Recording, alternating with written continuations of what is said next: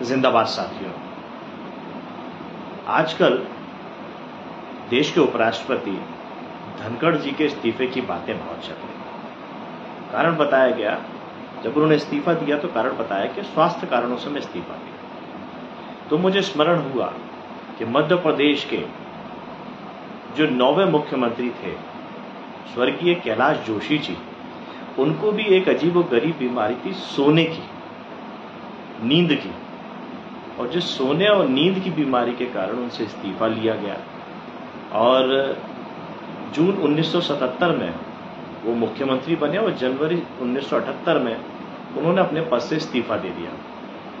उनका कार्यकाल चर्चा में रहा तो केवल रहस्यमयी बीमारी जो उनको अधिकांश सोने पे मजबूर करती थी और चाहकर भी खुद को सोने से रोक नहीं पाते थे। ये प्रचारित है। करीब 7 महीने ही पद पर रहे मुख्यमंत्री के रूप में, जिसमें उनकी उपलब्धि के नाम पे कुछ भी याद करने लायक नहीं है कि कैलाश जोशी जी के मुख्यमंत्री काल में क्या रहा। एक बार उन्हें देखने तत्कालीन प्रधानमंत्री मोरारजी देसाई भोपाल आए। देसाई जब सीएम हाउस में पहुंचे तो जोशी अपने बिस्तर पे उठ नहीं पाए, सोते रहे।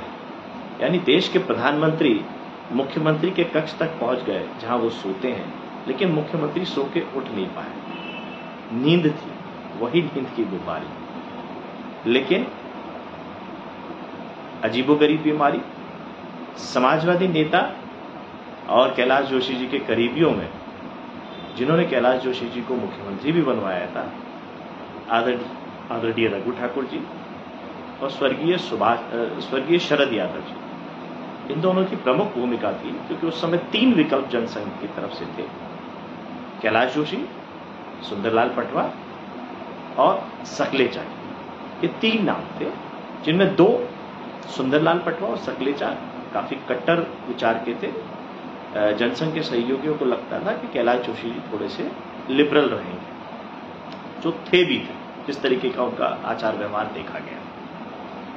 आगे बढ़ते हैं और इसमें समाजवादी नेता आदरणीय रघु ठाकुर जी बताते हैं कि कैलाश जोशी जी जो नींद की बीमारी थी,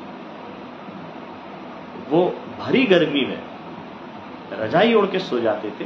भारतीय जनता पार्टी के बड़े नेता, संगठन में प्रमुख ठाकरे जी को देख के, इनका पूरा नाम कुशाभाऊ ठाकरे, भरी गर्मी में रजाई ओढ़ के सो जाते थे कुशाभाऊ ठाकरे जी को देख करके।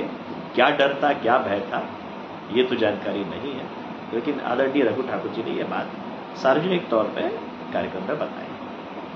और भी तमाम चीजें रहीं और इस बात को लेकर के जो उनके बेटे हैं कैलाश जोशी जी के, स्वर्गीय कैलाश जोशी जी के, तो मध्य प्रदेश सरकार में मंत्री भी रहे, भारतीय जनता पार्टी में विधायक भी रहे, फिर कांग्रेस में चले गए, फिर वापस भारतीय जनता पार्टी में आ गए।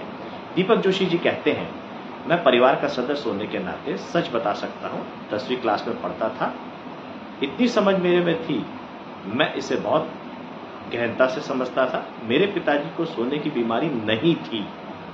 सोने का मूल कारण जनसंघटक का दबाव था। उसे टालने की कोशिश कर रहे थे, लेकिन टाल नहीं पाए और उन्हें इस्तीफा दिया। इस्तीफा देने के बाद ये बिना विभाग के मंत्री बने। इस्तीफा देने के बाद बीमारी बिना इलाज कराए अपने आप ठीक हो गई। यानी मुख्यमंत्री पद तक वो बीमार रहे और जैसे ही उन्होंने इस्तीफा दिया वो ठीक हो गई। उनके बेटे बता रहे हैं बीमारी ठीक हो गई।